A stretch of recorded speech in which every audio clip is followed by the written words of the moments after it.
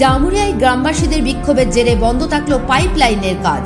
গত 15ই নভেম্বর শুরু হয় পাইপলাইনের কাজ জামুরিয়া থানার কেন্দাফাড়ির অন্তর্গত পাথরচুর গ্রামে।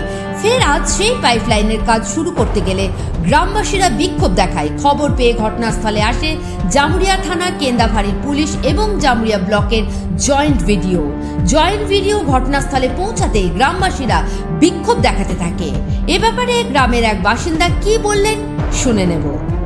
এই পাইপের জন্য আসছে, বারবার ঘুরে যাচ্ছে, এরা জোর জবরদস্তি চাইছে যে কোনো রকম দখল করেন। আজকে জয়েন্ট ভিডিওতে ছিল, আমাদের সাথে কোনো কিছু ফাইসলাতে বসতে চাইছে না। আমরা দুটোই দাবি, একটা হচ্ছে জল, একটা হচ্ছে কাজ, এই দুটো আমরা দাবি চাই।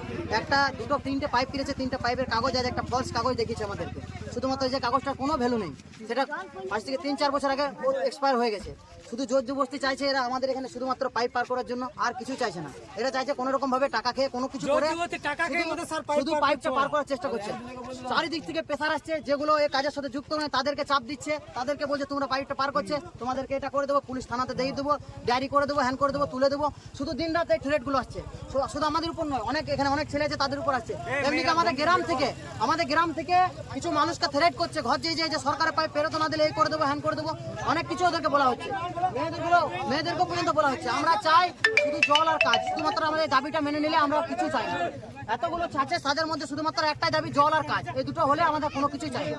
যেখানে হিজলগড়াতে পাতের গ্রাম, যেখানে হিজলগড়াতে এ বিষয়ে জামুরিয়া ব্লকের জয়েন্ট ভিডিও জানান, গ্রামবাসীদের দাবিগুলি তিনি উচ্চপদস্থ আধিকারিকের কাছে জানাবেন।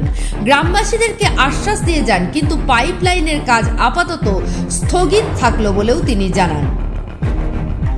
Bureau report, activist Bangla, Jamuria.